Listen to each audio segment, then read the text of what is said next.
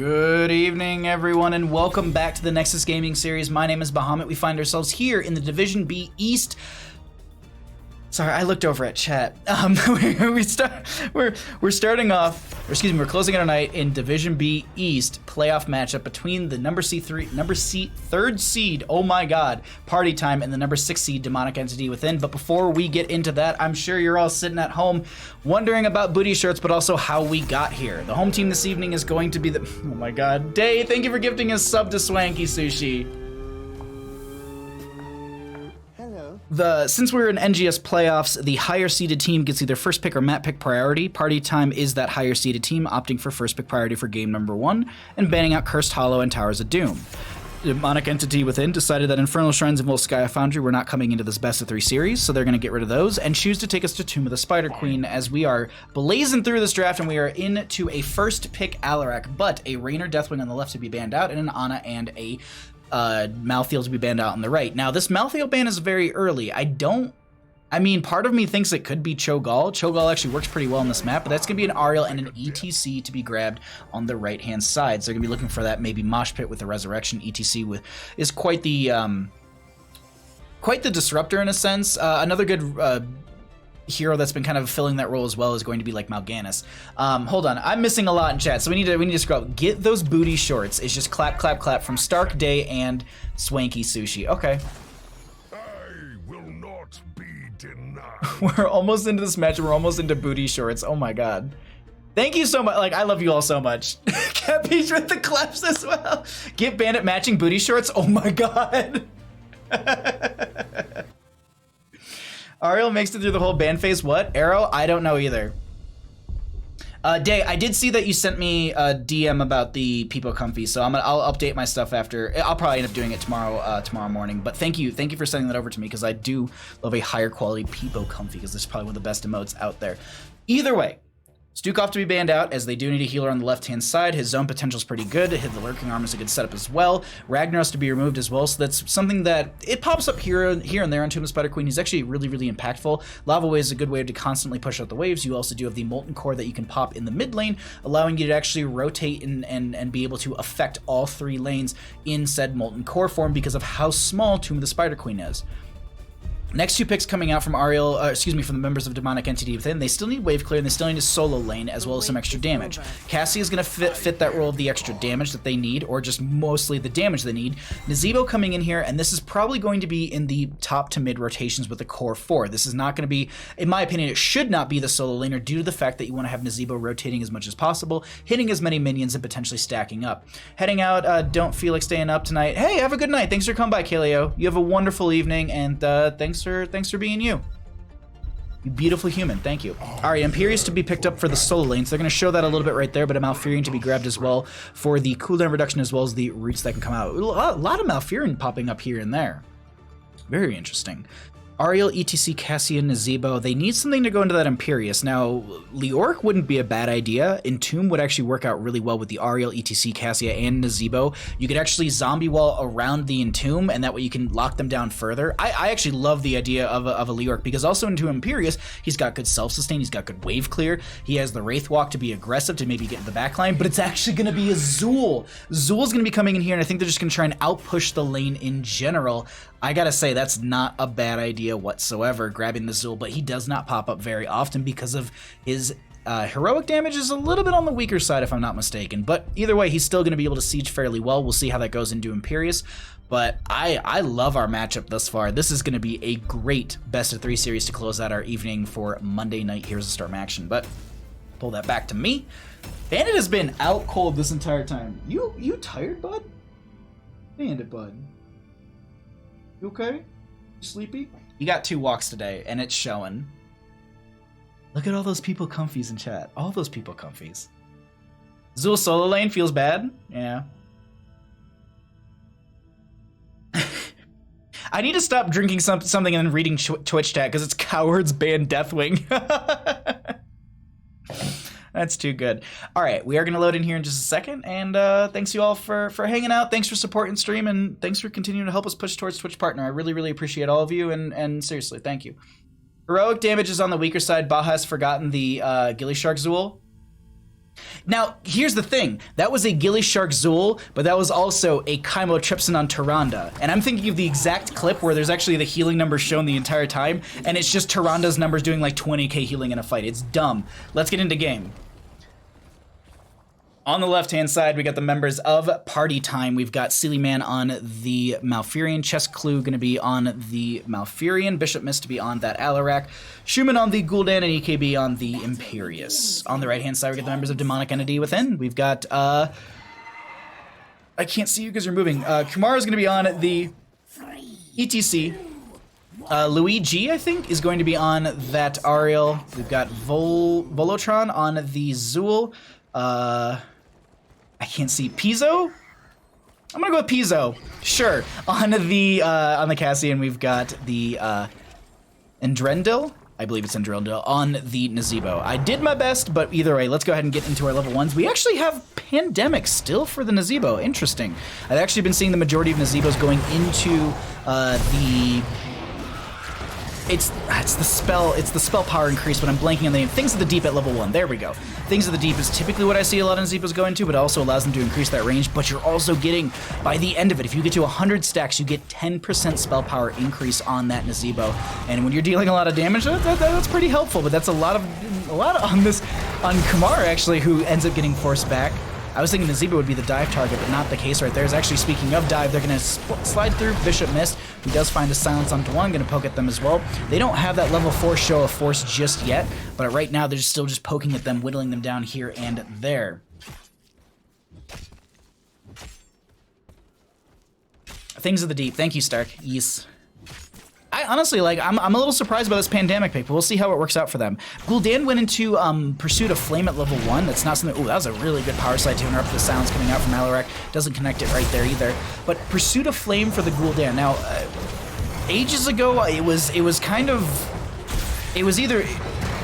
You would see this in conjunction to the Echo Corruption, but Echo Corruption has just gotten so much value, and the late game damage that it brings to the table is so much more impactful. But I think the reason they're going into this, because 1, it gives them faster wave clear, 2, it gives them faster clear into the Spider Queen, but also since it's on such a low cooldown, I think it's actually like a 2 to 3 second cooldown for this. Fel Flame is a 1.5 second cooldown, but it's so short that being able to constantly be able to poke, and then you're also increasing your range so you can actually play from a further distance. You could maybe look to poke on this. I believe it increases by 10%.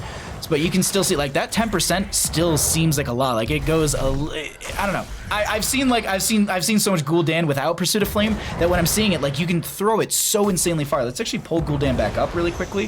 I thought I swapped to Bandit Cam, which wouldn't be that bad. That's a pretty long distance. Like, that's a solid third of the lane that you can throw that down. It just makes Gul'dan's life so much more safe, in a sense. So I'm not opposed to it. But it looks like they're going to be leaning on that Gul'dan more for wave clear and kind of objective clear than it is going to be from the aggression. We actually could be seeing that not be the truth as the game does progress, because right now Bishop Mist is putting on a lot of the pressure. Nice Attainment Strike coming out from Luigi to force back the Alarak, who was about to get I would say a combo that would have gotten the kill. They did go into that show of force at level 4, so let's actually show really quickly. They're at 2 stacks on that one. We'll keep track of the Alarak stacks as they do progress. Keep an idea of, keep up on how he's doing on that and seeing what it looks like and what the breakdown is as well. We'll see what they go into it for some later talents. ETC at 4 stacks on that Proc Rock out of the 20. And 13 out of the, I think it's 30 for the, no, excuse me, 40 for the Pandemic. 21 stacks for, oh my god, that was a huge telekinesis onto this Nazebo, who's able to make, wait, is the damage over time too much? No, it's not. They actually make it out of there just fine with some 60 health. There's another good telekinesis coming out from Bishop Mist onto this Alarak. Definitely able to control this fight and these fights pretty consistently. Now, I want to note the Jailers for the Zool is going to be at 28 out of the 80 stacks, and the repeated offense from the Ariel is going to be at 0 stacks out of the 6 so far. But we'll see what happens here as Blue Web Weavers will descend in favor for the members of Party Time. Sorry about that. I had to cough. And of course, when that happened, ETC gets picked off in the mid lane. I seriously need to make those bingo cards for Bahamut casting bingo, because one of them is definitely going to be Bahamut missing a kill on stream. While we have that happening, in mid. We're going to be moving over into top lane. This is going to be the members of Party Time still pushing in through this top, trying to open this up further. Now, the reason you want to prioritize top lane over some of the others is because you can not fill in. You can pick up the boss and push that in through the top lane, and that's often where we see teams try and end the game. They'll grab Webweaver plus boss and push onto a keep, if not onto a core. Power Slide from the ETC looking for someone to disrupt. That's going to be just a face melt as well. Chess is going to be jumping on in, gets a Stormbolt to the face melt of the Ariel. Malfurion's on the opposing side. Meanwhile, down in the bottom lane, looks like EKB is going to be pushing onto Voltron, and that was a really good that Bone Prison helped them out a ton, but now EKB is mostly focusing onto the fort itself, while the top lane Webweaver did just descend, or actually, it just ended right there. Hold on. Oh, do they have the Celestial Charge? No. They actually did pop the, Backlash actually picked up, so that's going to be damage return, 12% of their maximum health. Meanwhile, Cassia goes down. That's going to be Kumara trying to make their way out. They're chasing on into this. Dude, that's a slow from Mel. Okay. Trying to slow them down, trying to find the kill, but either way, that will be first Webweaver phase going over into the side of Party Time. And now they, on the side of Demonic Entity, should be able to turn in. We'll see if they're going to be denied. Actually, let's go ahead and we can show who's carrying what so you can get an idea of who needs to turn in the most. It's mostly going to be that Nazebo and that Zool.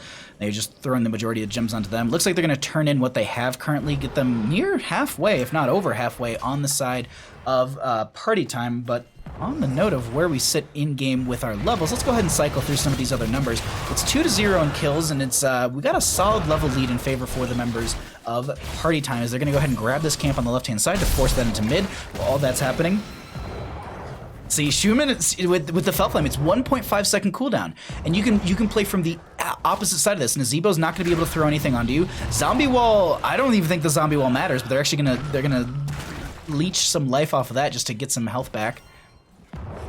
And now I think they're gonna grab this camp, push that into mid. That pushes them into 10 talent tier as well. What are we gonna get for heroics? No Rain of Destruction. There have been some teams that argue how much value Rain of Destruction has, but look at this Deadly Charge for the Alarak. Typically we see the Counter-Strike and the Deadly Charge picked up maybe at 20 for the engage, but it looks like they want to use that now to engage on this enemy team. Whether or not, oh wait, hold on, there's the charge that comes in. They're gonna be in the backline. It's gonna be a silence onto the Nazebo as they pull them back with the telekinesis. So many gems go on the ground. That will be the ETC picking up the majority of them, but there's no fort down here, which means they can chase in further if they really wanted to, but they're gonna back off right now, not play it too aggressive. And looks like they're also going to be, Caster Math is kicking in 1 gem away from a turn-in. I think it's 1 gem.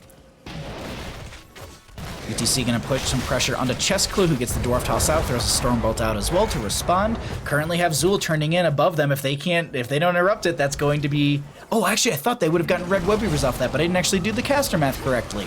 As it is gonna be 10s up on both sides. Spooky Slappy goes for that Nazebo, or Ravenous Spirit if you want to be, true to the name, but that's gonna be Power Slide from the ETC. Mosh Pit gonna be coming out. That's gonna be connecting with so many members as they get the Horrify to interrupt that. Cassie on the far side of this gonna pop that charge strikes. A lot of damage goes out onto her, and she is going to be falling here. Celestial, Angelic Armament did go out from the Imperious, as that deadly charge. I was just trying to keep track of everyone in that team fight, and that deadly charge finding the Ariel right there. She can self-resurrect if she really wants to, but it's an 80-second cooldown if I'm not mistaken, and that's quite a long time just to get a self-resurrect when you yourself are only going to be responding in like 15 to 20 seconds.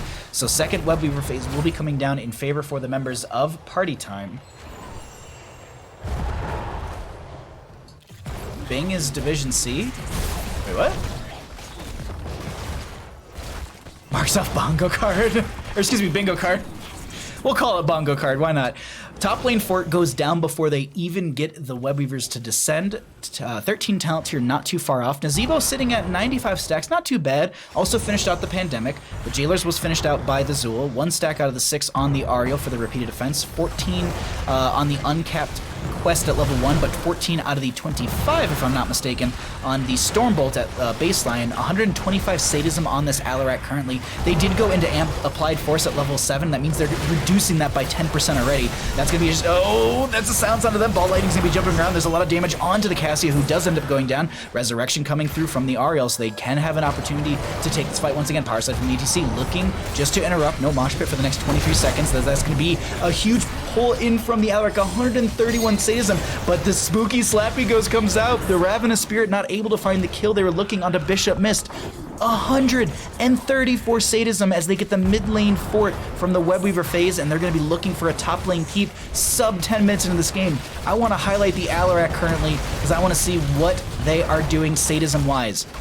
So reduction by 10% as we noted.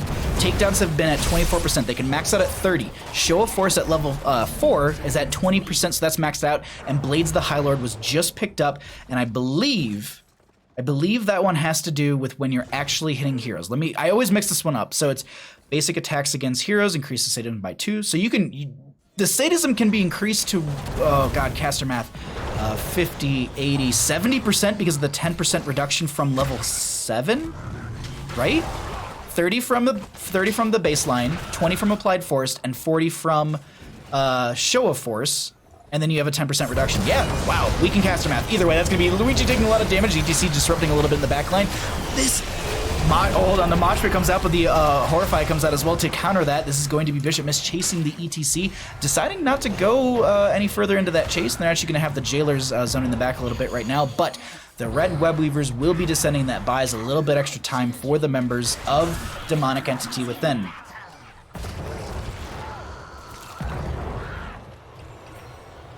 Alarak MVP, like, you know what, we have the time for it.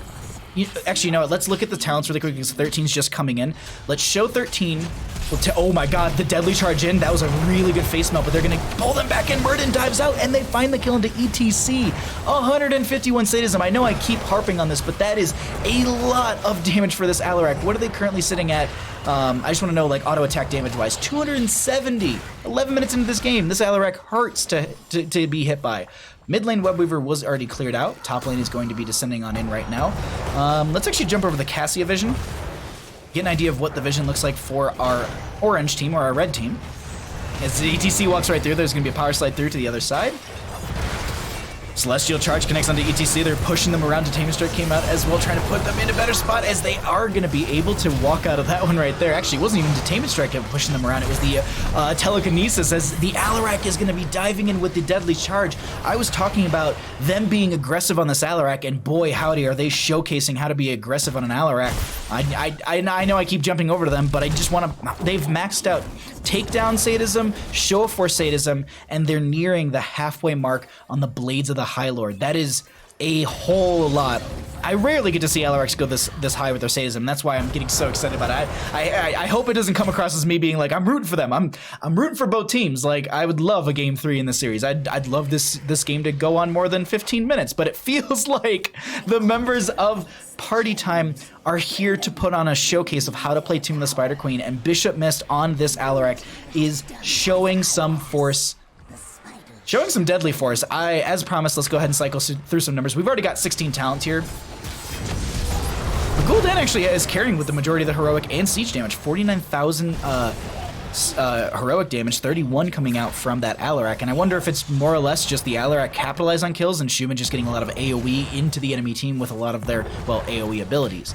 Not to scoff on the opposing side, Cassie with 35,000 heroic damage as well. So definitely putting up numbers on both sides, as we have Zul actually contributing quite a bit of experience, but right now you can see that there's roughly a caster math is kicking in 16,000? Nope, 15,000 experience deficit between these two teams.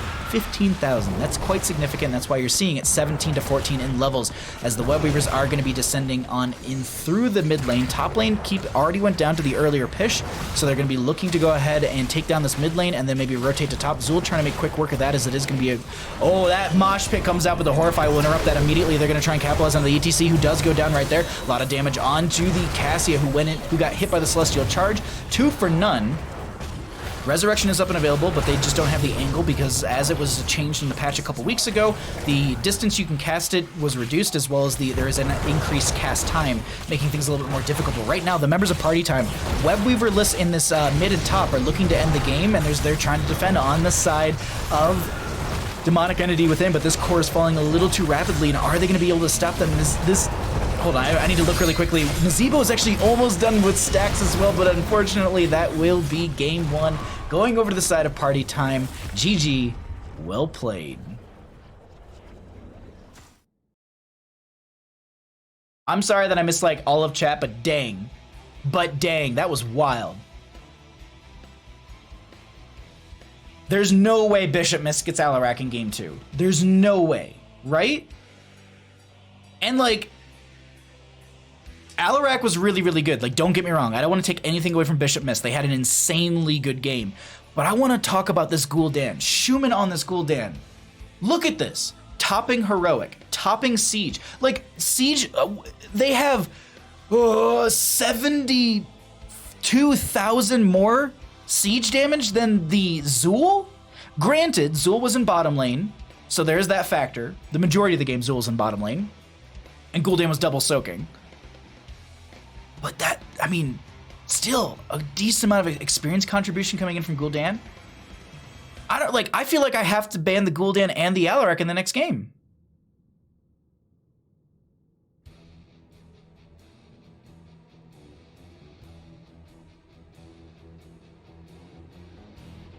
All right, I forgot to message the teams because I'm good at what I do.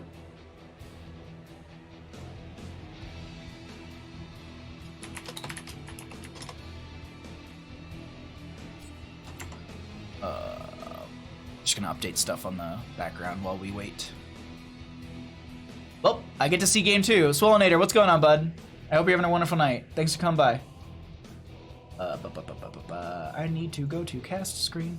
For anyone that's wondering what we're going to be doing tomorrow night, we have a best of 5 for the Heroes Lounge S Division. So that's going to be at 6 o'clock PST. I don't know what we're doing before and or after that, but we'll figure it out. We'll figure it out tomorrow, and obviously I'll send out a tweet. But at least you know there's going to be one amazing best of 5 series for the S Division for Heroes Lounge, and that will be at 6 o'clock PST or 9 o'clock EDT. EST, excuse me. Gul'dan has counters. Not in this game. Sorry, but not in that game. Gul'dan did not get countered whatsoever. There was zero shutting down of the Gul'dan. Leave Whisper. EKB.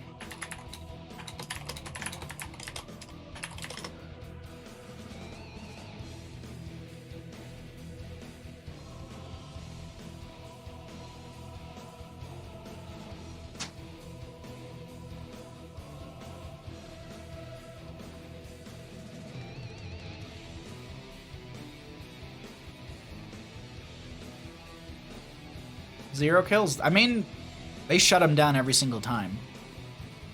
Like, they shut him down hard in that game.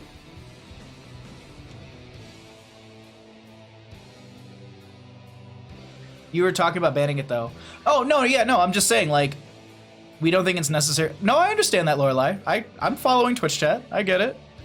But it's one of those things that it's not so much, like, you have to factor in, like, when you're playing in Division, D, C, B, A, less so much in A, there's a lot more comfort picks. So, like, there's someone who will just play Gul'dan on every single map. Doesn't matter what map it is, and they'll run it down on the map. Same thing with Alarak. Like the perfect example of this is season number 2, I believe, of NGS, where in Division B, it was the only division to literally play Zagara. Like, and it almost got to the area where she was like first pick, first ban material. No other division was playing it. And here's the Storm, like, here's the Stomp tonight. Dang, oh, wow. I mean, we're in playoffs right now, so it's a lot of, like, everyone's knocking each other out of the brackets right now. We're in the first week of playoffs for Division A and Heroic. Last week was actually the first week for B, C, and D. So my whole point is like, while yes, they might not be map dependent and they can be countered, we're also in a different division where people might not play those counters. They might not have those counters. And there also might be people who are just gods at just one-tricking something. Like, it's definitely possible. Like, there's players who have Ragnaros constantly banned out against them. There's players who literally have Alarak banned out against them every single map, no matter what map it is. So you have to factor in with a lot of these different divisions. You can't look at it like it's S Division or Heroic because, yeah, there's a meta and everyone understands how to counter and pick and draft and all that kind of stuff a lot better than these players and teams will do. So you have to also factor in skill level as well, because it's definitely gonna change. And if I was playing in Division D, I would play Azmodan all the time. I would play Azmodan every single map except for Battlefield of Eternity. But we would just never play Battlefield of Eternity then. We'd play Azmodan maps, that's the only one that there isn't. Realistically, you can play them there. It's not fun, but until I would get that banned out against me, that's all I'd play, and then I'd probably just play Falstead. So it's like that's one of the hard parts about different divisions is, yeah, there are counters. Yeah, you can completely counter draft it, but will they be able to execute the counter draft? Mudge gets Alarak banned nearly every game because we played him once. See? Look at the Ghillie Sharks. The Ghillie Sharks were in Division B for the longest time, and they had Samuro draft banned against them every single game. And that's because they have a really good Samuro player. Whether or not Samuro's good on the map that they're going to be going onto doesn't matter. They do not want to give it over. So, like, that's the thing is, like, when I talk about things being banned out, it's literally because we're in divisions where there's a lot more comfort picks and there's a lot more things that these players are going to be trying to capitalize. And, you know, if I can fall into something that I know my cooldowns, I know how aggressive I can be, I know how to get in and out of situations, I would take that every single game. Absolutely. Also, I'd draft towards the map that I'm going to. But anyways, my rant aside, we're going to get into game number 2 here in just a second. I just need to update some information in the background. This will be map choice by them.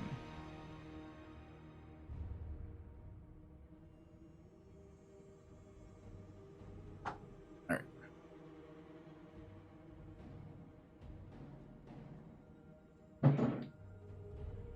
Shout out to Hedgie for the Zagara time, because he was the one who actually literally did that for NGS. That was the most wild time too. That was back when, if anyone knows who Murda is, he's another caster for NGS. He also is on the board for NGS. This is back when Murda used to actually play on a team. And I believe that was the year they were playing on Game of Throws. And then I had another friend, Hedgie, who was playing on Alaska. And it was just fun, just, you know, watching them go back and forth. But yeah, no, I remember it was like Hedgie literally like he was like, I'm gonna make Zagara super viable. And then by like week 4, 5, 6, like everyone was playing Zagara in NGS, or excuse me, in Division B. All right, we got one ready.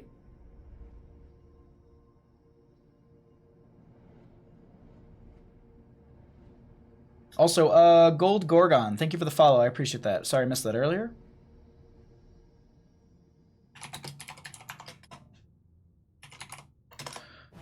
All right, we got the readies. Let's go ahead and double check everything is all set, and let's go ahead and get into game number 2. We are going to be finding ourselves here on Dragonshire. Welcome back to the Nexus Gaming Series. We are here in our Division B East playoff with the members of Party Time up 1 in our best of 3 series against Demonic Entity Within. And we are going to be going ahead and making our way to Dragonshire. But if you're sitting at home and you're wondering how we might have gotten to Dragonshire because you were having a delicious smoothie, I got you covered, friends. The home team this evening is going to be Party Time, as they are going to be having the higher seed. They are the number 3 seeded team for the playoffs for the Division B East. They opted for first pick priority, as you have the choice. There's no coin flip in the playoffs. Cursed Hollow and Towers of Doom were banned out by them. The opposing team was given map pick priority for game number 1, as they banned out Infernal Shrines and Volskaya. And Tomb of the Spider Queen was the first map chosen by them. Gold Gorgon, thank you for using your Twitch Prime here. And Mutan, thank you for the follow as well. Thank you for supporting the stream. I really appreciate it, my friends. So game 1 was on Tomb of the Spider Queen, chosen by Demonic Entity Within.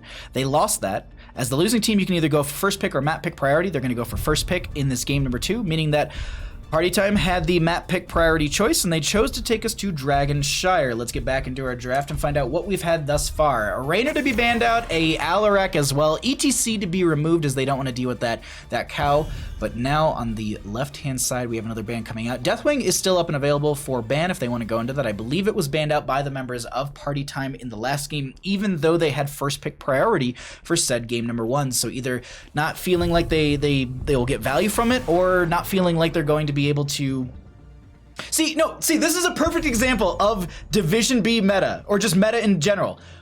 Where in the world will you ever see a Ragnaros ban on Dragonshire?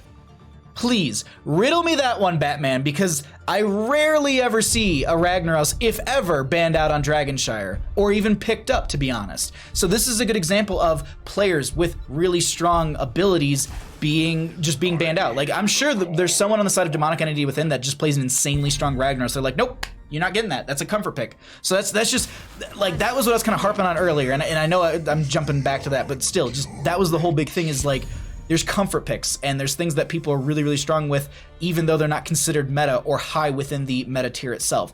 Ana Malthael on the left-hand side, so we could be seeing a nano-boosted Malthael, but Make way for the bad guy. now this is interesting. Dragonshire is actually a great map for Zul'jin because there's a lot of team fighting, there's a lot of sustained fights that sit around the point, and if you have someone like Zul'jin who has already a good baseline range at 5.5, he deals and he just scales over time. Dragonshire is a map that can go very long, or it can go very short. So, I mean, every map can, but still, like, more often than not, I feel like Dragonshire gets pulled out or delayed out a little bit longer. So Zul'jin for the team fight, not a bad idea. Mal'Ganis to step up as well down there.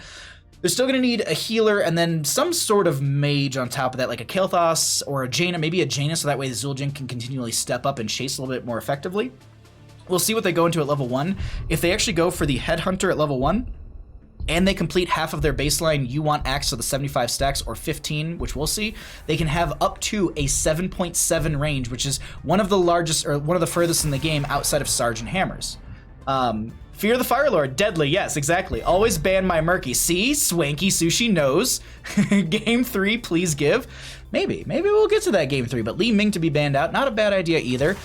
But there's a Deathwing. Deathwing did make it through the draft. That's not a bad idea. There was discussions at BlizzCon about Zul'jin picking up specific talents to be able to have, I believe it's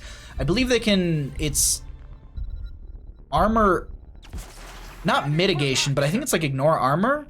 Like if they throw out their Bone Slicer, that's not the right ability name, I don't think. I think it's their Q. Either way, it's the one that you chuck out. I think you can actually mark a target with that and reduce their armor, and then you can throw in a lot of damage. But either way, that all aside, they might not even go into that talent as they have a Tychus already. So that's going to be rounding out the core. Excuse me, that's going to be your 3 in the bottom lane that are going to make rotations. But their wave clear is significantly weak on the side of Demonic Entity Within. Tychus can clear mildly well, but that means you're using ability damage to get wave clear, and that's Demonic Entity Within, their wave clear is really lacking in my opinion. They are going to be going to the Lily for some blinds, which will make Malthael's life a little bit more difficult, but a Mephisto to be coming out here as well. Mephisto pops up here on Dragonshire, and a lot of these control point based maps, because he has that shade of Mephisto, his poke potential is really good. His cooldown reduction's fairly beneficial as well, but it looks like, I mean, when it comes to mages, I'd say he's a little bit on the lower end, but you never know. I mean, Bishop Mist showed us how strong they are on Alarak in the last game. If they're on this Mephisto, and that's a high skill cap hero in my opinion, you definitely need to be able to hit all the right buttons and roll your face just ever so perfectly across the keyboard. I think we're in for a treat here, but this Deathwing is a bit of an outlier, but I'm still sitting here. Demonic Entity Within, their wave clear, I'm just not a fan of it. They do have tools to clear the wave with. It's just, I feel it's going to be very, very slow in comparison to a Deathwing and a Mephisto and a Muradin. Ana actually clears now. I'm just kidding. If seriously, if I had to take the names aside, previous game aside, I'm just purely looking at the draft on what map we're on. I lean a little bit more into party time. But Mephisto could get shut down. They could go into Headhunter. They could get all the kills they need, and this Zul'jin could scale and they could blow him up. We'll have to see what happens here in game number 2 in just a second as we are loading in. But thank you all for supporting. Thanks for all hanging out, and let's see if we have our final game or if we get one more game this evening. Heroes, prepare for combat. On the left-hand side, we got the members of Party Time. We're going to be having Key for You on the Deathwing. Poke Flute is going to be on the Ana. We have EKB going to be on the Malthael. Chest Clue to be on that Muradin, and Bishop Mist on the Mephisto. On the right-hand side, we got the members of Demonic Entity Within. We've got Luigi on the Rexar. Kumara is going to be on the Tychus. Piso is going to be on that Mal'Ganis. And Drendil is going to be on the Zul'jin, and we've got Volotron on the Lily. Let's go into level 1s and see what we got here. Grievous Throw. Bone Slicer is the level 1 ability. Okay. Grievous Throw. Gotta try and remember that one right there. Combat Tactician, actually, for the Tychus. Okay. On a Pale Horse for Malthael. Makes sense if they're going to be going into double rotations. Mephisto going to be going into the Lightning Nova build, which is what I've been seeing a lot more Mephistos going into, rather than the Skull Missile build, which is another same kind of thing. EKB? Okay. Also to note really quickly, they did go into the On a Pale Horse, so you're going to be seeing them at 150 movement speed. Right now, baseline when you're mounted is 130, so you're getting that extra 20% from that level 1 ability right there. But right now, Bottom lane is going to be having quite a few members diving down here. Looks like actually the Malthael is going to be in the core 4 and Deathwing to the solo lane. I was thinking that you'd have the Malthael so that they have the self-sustain up against the Misha Bear and they can play aggressive into them, but I wonder if they were thinking that maybe it's too much and they'll get a lot more value down here with the friendly team. Right now it's a bit of a split fight, as that's a lot of damage onto this Zul'jin, but we do have our first objective phase popping up here. One of the lower cooldowns in this game, I believe, outside of this, like Brax's Holdout, is the other another point control based map that does announce very early. Mephisto in a bit of a rough spot, going to throw out a Skull Missile, uses the Shade of Mephisto, but they do have to return to this point. They're going to try and get away from there, but unfortunately they end up going down. They do swap out the Tychus, or at least trade out the Tychus, 1-for-1 thus far when it comes to kills, as the Sleep Darts are coming out here and there. Top lane will be held over by the Misha Bear, and this top lane with a Rexar is going to be difficult to hold over. We'll see how this works out for Key for you, but right now Mal'Ganis already in position to get the channel onto this, and looks like Lily's stalling this out, and that will be Dragonite. 1 minute 45 into the game. Not the strongest in the world, 189 in auto, but still gonna get significant amount of value right there. Misha Bear just getting cooked. Oh, Dragonite? Can the Dragonite can't kick him because he's unstoppable, right? I would love to see Deathwing get kicked though. I think that the model animation of a giant dragon kicking another giant dragon would be hilarious to me. As Zul'jin does go down in our bottom lane. Mark your bingo cards once again, as that's going to be Dragonite. Not getting a whole lot of value. I think they were coming up here to try and weaken this front gate so that way the solo lane's gonna be a little bit easier, but they end up getting quite a bit through this right there. They did go into Draconic Might at level 1 as the Misha Bear does go down right there. Gonna tap well, looking to maybe re-engage onto this Mal'Ganis as they find the lunge and they get the kill right there in that Destroyer form. I actually want to cheat really quickly and find out exactly. Onslaught is the actual name of that ability. Okay, I always called it lunge. And then is it really just the W? Oh, okay, it's Incinerate. That's easy to remember. We'll do our best. Zul'jin is coming up here, and you can see that they're trying to donate access to this dragon's face. They're going to back off and just play that lane a little bit safer. We are going to be having our 7 talent tiers rotating in soon, so we'll go ahead and look at some of the stats after that one, as it's a bit of a split across this map. Like, everyone's just kind of got their own idea of what they want to be doing, in a sense, as they do get the poke onto chest glue, but now Pizzo's going to be trying to make their way. Oh, actually, no, Night Rush trying to set up a little bit. Chest glue trying to get the Stormbolt, doesn't connect. Mephisto diving forward, Voltron low, but not going to be going down, as the Siege Giants will be pushed in through that lane. Jumping back into top, we do currently have Deathwing just onslaughting into them, and going to use that Molten Breath as well, and then probably an Incinerate just to clear the wave a little bit quicker. But right now in mid lane, they're going to be pushing this up. We do have a camp being, EKB is grabbing that camp over there, and on their own they should be able to grab that just fine. Poke Flute might throw like some healing through the bush or something to them with the healing dart, but not even really necessary, as they're going to be just hearthing back and getting into position as hold on, Key for you, taking a lot of damage, but also putting a lot onto this Misha. The wind-up time for that was just a little bit too long. Unfortunately, not going to be able to find that right there, as Mephisto does Shade of Mephisto forward, seeing that the enemy team is on that, throwing out a couple Skull Missiles, and looks like they're just going to kind of reset that one right there, back off, and get ready for another Shrine phase. That first Dragonite not yielding a ton of value. That was picked up by the members of Demonic Entity Within. We can kind of show top lane, that's the value they got. Mid lane, this is what they got over there, and then I think bottom lane has not even been touched, even within the siege. Actually, speaking of it, it's going to be sieged up right there. As meanwhile, mid lane, I'm trying to watch minimap at the same time, because this game right here, just everyone is kind of all over the place right now. As this is no fight to break out. Axes versus a dragon, newbies. The Tychus is the Tychus good in the 4-man? I guess if Deathwing can fly in. I'm not 100% sold on this Tychus. I'll be blunt about it. I'm not, since it's in the top lane. I wonder if they're expecting the Malthael to be in the top lane or something like that. Oh, the Shade of Mephisto not getting enough damage out right there. They almost get the kill onto the Tychus, but yeah, I don't know. The Tychus feels like it's doing work, but it's just not doing enough. We can actually cycle through some of the stats to get an idea of what those look like in comparison, as we have been in this game for quite some time. Let's see really quickly. Tychus, siege damage 14,000. Not bad. Not bad. Between them and the Zul'jin, they're doing quite good, but that's going to be second Dragonite of the game. First one for the members of Party Time. Kick coming out from the Dragonite, forcing the Misha Bear behind the gate, and the towers are going to take that one down. Call PETA, because the Dragonite, Bishop missed. Just so very rude in that Dragonite right there. But as promised, we're going to cycle through those other numbers, get an idea of what those look like, as they are going to be just backing off, doing a little bit of damage in that mid lane, but they're going to be trying to open up bottom lane a little bit further. It's making me think of Pokemon. I think, yeah, like my words kind of blend together. So I don't enunciate the Dragon Knight. It kind of sounds like Dragonite. I can hear it. I can hear it. I can hear it. Ooh, a very good interrupt onto the, sorry, Bandit was having puppy dreams. A very good interrupt onto the Durance of Hate coming out from that Mephisto with the grenade from the Tychus, but now they're going to jump onto Endril, who's going to be going down right there, and that will also be a stack onto EKB for the last rites, giving a 5-second cooldown, and that can be maxed out at 15 seconds, or I guess the total reduction of cooldown time is down to 15 seconds. So you could be throwing out last rites every 15 seconds if you can get enough stacks. But right now, look at this. They're all jumping in the top lane. They're going to try and play into Key for You, who's just moseying around the map right now, and they're like, huh, I might be dead here. Gonna use the Onslaught. They do have that Dragon's Ire at level 1, right? Draconic Might. Dragon's Ire is the level 4 talent. They're gonna take flight right there and get the shielding and their healing, their armor plates back. But that protection is gonna buy them a little bit of time. Dragon's Ire, the one that I was accidentally saying, is the one that actually gives you increased damage when you're losing a certain amount of plating. But the Deathwing lands on top, and Lily gets smushed beneath the World Ender, as they will be in that form as well, chasing out into this lane. Meanwhile, in bottom lane, Zul'jin pushing all this back. That poor Misha, that Misha kick was just sad.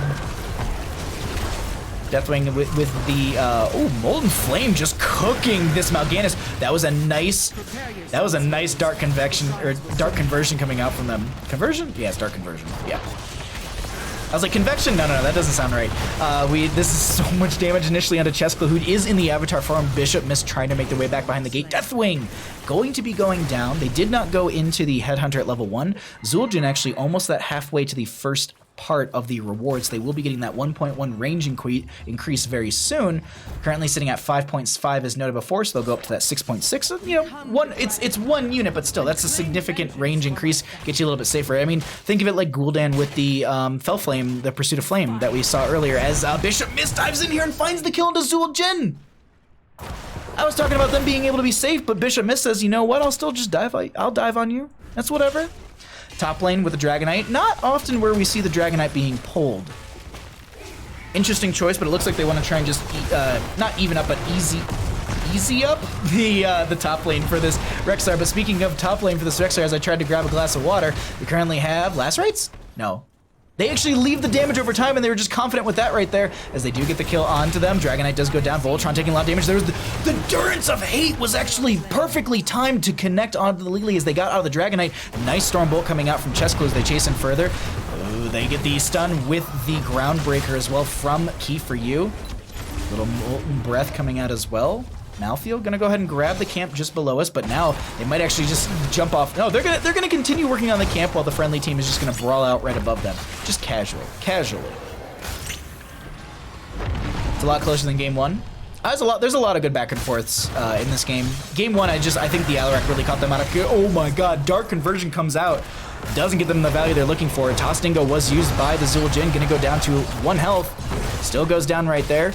Malthael currently sitting at 2 stacks on the last rights out of the, what does it stack up to, 10? Yeah, that makes sense. That caster makes sense.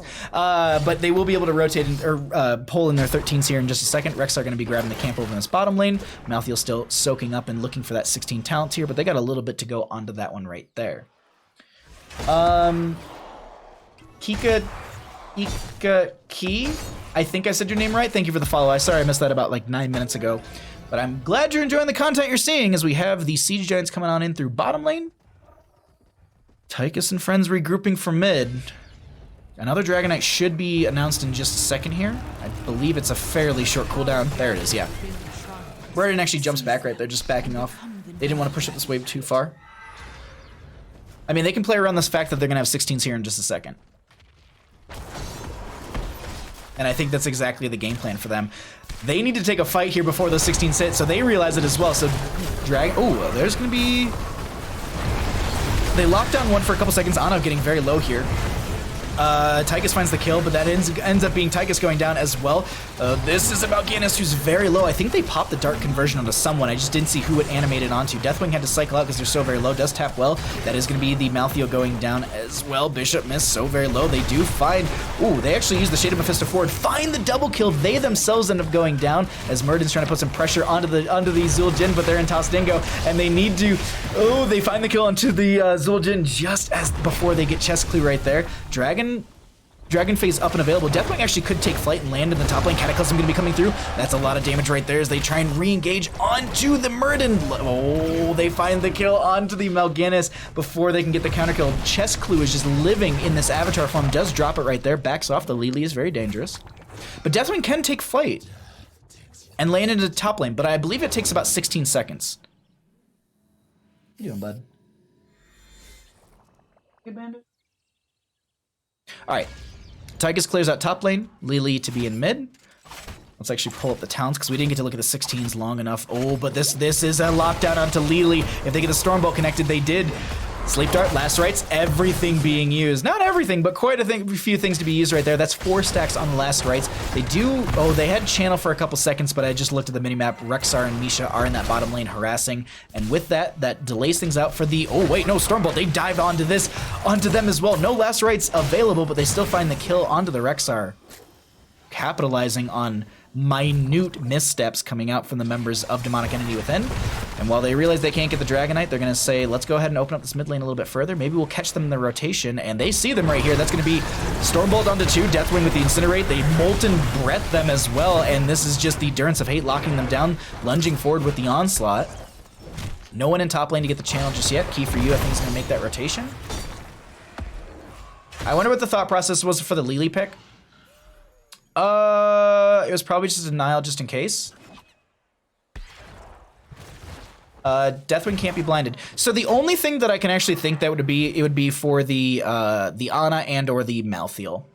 Malthael, if they don't if they're blinded, they actually suffer. They're not getting they don't get the percent base damage and the healing that they can get. So at least my understanding was like if you can blind a Malthael, it hinders them. But this right here, this is just it's not blinding them to the point which I think they're hoping for. Because you can actually see they went into a couple blinding winds talents. So they're looking to kind of shut down some of the auto attacks coming in from Malthael, maybe even Ana as well. But it doesn't seem to be working out as the Last Rites is denied by the Toss Dingo from the Zul'jin. Very well played. Unfortunately, the Lava Burst is going to find the damage onto them, and they still end up going down. Chesclo has to pop the Avatar Form, throws the static down on the ground, and they don't get the healing they need. Dragonite's up and available, but Ana will not be able to grab this in time. The Rexxar is already on the point, and they were close to grabbing it, but no beans just yet. Autos make up for minimum amount of his damage. Yeah, I know. Like that was the one thing that like I was talking with people. Like I was talking with like Grandmasters about like a while ago. I was like, well, why are people like playing like Lily into this, and why are they playing like such heavy blinds? And they're like, it kind of shuts down Malthael, but realistically, like. Not really. Also, if your game plan was just to lock down Malthael, that's like I'm not the biggest fan of picking one hero just to lock down another in a sense. If that makes sense right there. Like I feel like they could have gotten so much more value from something like a Deckard Cain or even like an Alexstrasza by chance, like because her point control is very, very strong with her Dragon Queen form, and you can go into the Flame Buff build and force people back by getting, or excuse me, not force people back, but you can poke at people and get cooldown reduction on your Dragon Queen form so long as you finish that very early. So it's I'm not saying it's a bad pick, but it's once again, like we get into this realm where people are like, well, why didn't they just pick Anduin? Well, we're in Division B. Not everyone plays Anduin. So you have to consider the factor of what's the hero pool in comparison. Because like if you're comparing it against HGC or S Division or Heroic or, you know, any sort of high tier league, it's not going to be a one-to-one comparison whatsoever. You're going to have a lot more comfort picks and oddities. So Lily with the jugs right there. Last Rites coming out onto the Tychus. They end up going down, so that should count because it was within the X amount of seconds. Because I think it's like 2-point-some seconds that you have to get the kill in. Tychus is like... something's just rolling away from Tychus right there. That's Zul'jin trying to donate access as Rexxar goes down. Chesclo uses the Dwarf Toss. They don't get the Durance of Hate to connect onto them. Lunge forward from the Deathwing as they do have the...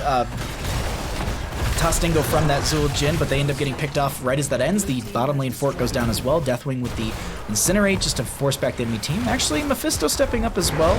They did go into... Oh, they went into the upgrade on Durance of Hate, Unspeakable Horror, actually. Durance now silences enemies for 3 seconds after the root expires. Whew. I've actually been seeing a lot of Mephistos going into Mimic. Mimic has been the kind of jam for them for the extra damage. Whose late game looks better? It's still going to be party time, unfortunately. Murden only gets stronger with his level 1. And he's got 38 stacks on that. He's got piercing, and he's been setting up the friendly team. The other thing too is the death is the last rites on EKB, and it's like it's not the biggest thing, but we're currently at 5 stacks. We're halfway through all of those stacks, which says a lot. They've been getting like a lot of kills with that, and they actually could throw out a last rites if they really wanted to right there. Boars were unleashed by the Rexar. We do have the jugs out from the Lily as well. Durance of Hate comes out, that connects onto the Misha Bear, doesn't spread to anyone else. Malthael with 5 stacks. Seriously, like I think the most I ever see Malthaels get to are like 3 stacks. Here's the thing too. If they actually went for the upgrade on last rites at level 10, they would have actually had their full stacks, I believe, because I think it halves it. It's never too late to party, yeah. I understand the lower tier players aren't going to play everything, but that's why I was wondering what their thought process was. I understand, yes. Sorry, I kind of glanced at chat and I thought you were saying like, because the motif of this evening has been just like, well, why don't they just play this? It's like, well, because we went from heroic to Division B, so it's definitely a different draft style, play style, everything, rotations, communication, all that's going to be different. So I know I keep harping on this, and I apologize. I'm sure you're all here for the game itself, but that was just one of the things that I always like to try and point out, because I think everyone looks at Heroes of the Storm in a vacuum, and it's like you got to consider the realm people are playing in. You can't go into you can't pick up 4 silvers and then put a master in their group, because they're gonna play a lot different. Like I used to play with grandmasters because they were like, we're gonna teach you how to play better, and then like we'd be in fights and I'd be like, oh, I need to cycle back, we should leave this fight. They're like, why? We have the advantage, we should just keep pressing them. I'm like, but here I should be backing off. You know, we don't want to overextend. They're like, no, you use this overextension as the aggression, and it was just like they consider things that you never consider. So it's just like cooldown reductions, anyways. But that's going to be Tychus going down, Misha Bear to be picked off. There's going to be the Lily as well. They find a Stormbolt onto Luigi, who's trying to make their way up. That's going to be the Cataclysm coming out from the Deathwing. They use the stasis to buy a little extra time. Zul'jin dodging a lot of that damage right there, but the Dragon Knight's on core, and they're looking to end right now. The Dragon Knight currently autoing for 220. That's going to be Toss Dingo from the Zul'jin. Murden pops the Dwarf Toss to get away from them, but either way, core falling too rapidly, and that's going to be game number 2 over to the side of Party Time. GG. Well played.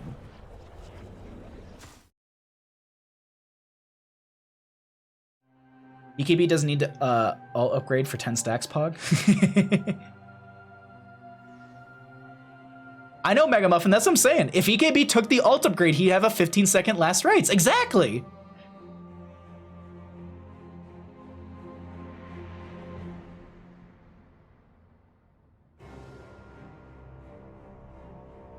Whew. Alright, let's get a message out to the team, see if they want to do an interview.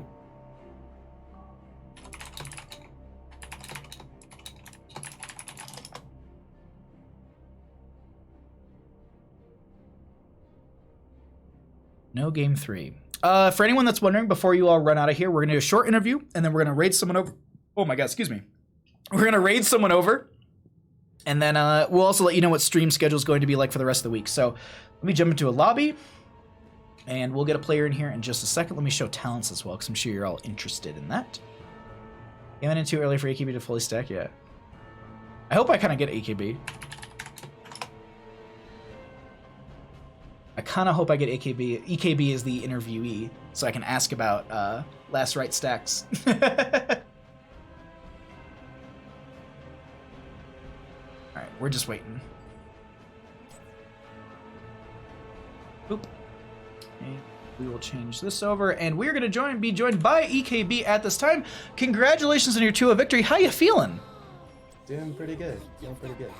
I'll be honest, that was such a good series right there.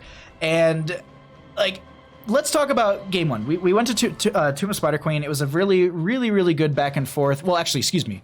That was game 2. Game 1, you ran it down. And did it just feel like you had momentum that just couldn't be stopped?